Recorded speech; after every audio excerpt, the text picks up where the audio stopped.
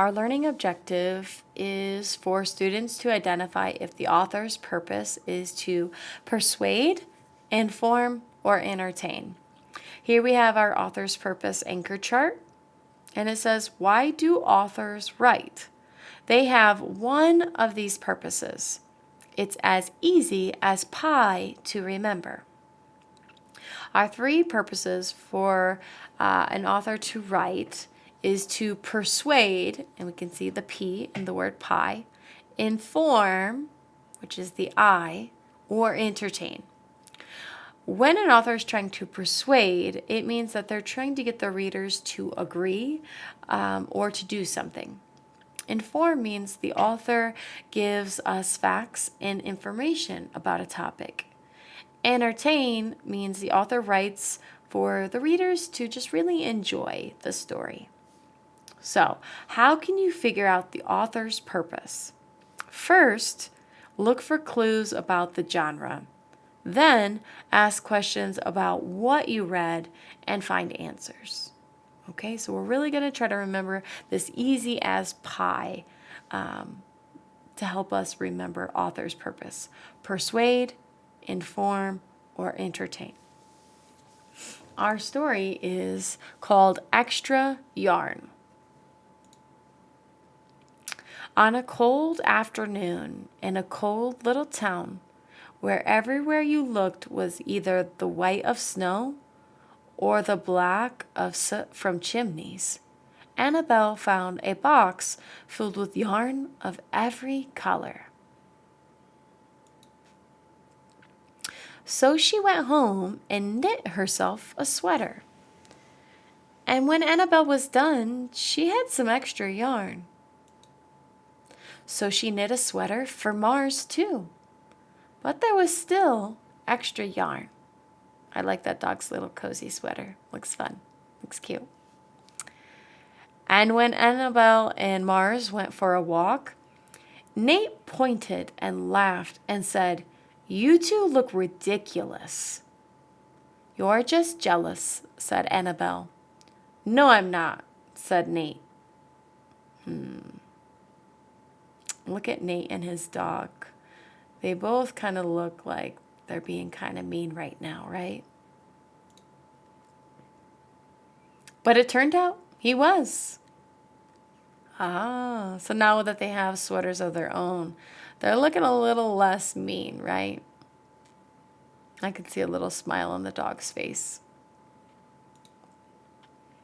And even after she made a sweater for Nate and his dog, and for herself and for Mars, she still had extra yarn. At school, Annabelle's classmates could not stop talking about her sweater. "Quiet!" shouted Mr. Norman. "Quiet, everyone! Annabelle, that sweater of yours is a terrible distraction. I cannot teach with everyone turning around to look at you." "Then I'll knit one for everyone," Annabelle said, "so they won't have to turn around." "Impossible," said Mr. Norman. "You can't." But it turned out she could, and she did, even for Mr. Norman. And when she was done, Annabelle still had extra yarn. So she knit sweaters for her mom and dad, and for Mr. Pendleton, and Miss Pendleton, and for Dr. Palmer, and for little Louis. She made sweaters for everyone, except Mr. Crabtree, who never wore sweaters, or even long pants, and who would stand in his shorts with the snow up to his knees. "No sweater for me, thanks," said Mr. Crabtree. So she made Mr. Crabtree a hat. And even then, Annabelle still had extra yarn. She made sweaters for all the dogs and all the cats and for other animals too. Soon people thought, soon Annabelle will run out of yarn. But it turned out she didn't. So Annabelle made sweaters for things that didn't even wear sweaters, like a house or a mailbox or a birdhouse. things began to change in that little town. News spread of this remarkable girl who never ran out of yarn, and people came to visit from around the world to see all the sweaters and to shake Annabelle's hand. One day, an archduke, who was very fond of clothes, sailed across the sea and demanded to see Annabelle. "Little girl," said Archduke, "I would like to buy that miraculous box of yarn, and I'm willing to offer you $1,000,000. "No, thank you," said Annabelle, who was knitting a sweater for a pickup truck. The Archduke's mustache twitched. "2,000,000, he said. Annabelle shook her head.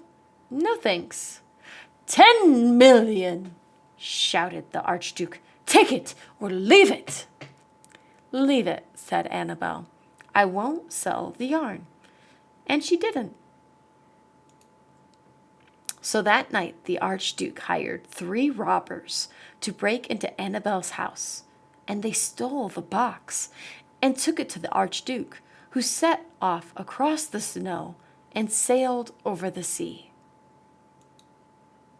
back to his castle. The Archduke put on his favorite song and sat in his best chair.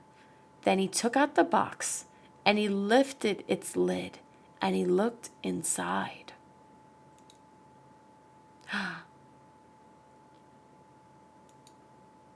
His mustache quivered, it shivered, it trembled. The Archduke hurled the box out the window and shouted, "Little girl, I curse you with my family's curse. You will never be happy again." But, oh, look, the box is on a piece of ice. It's floating away.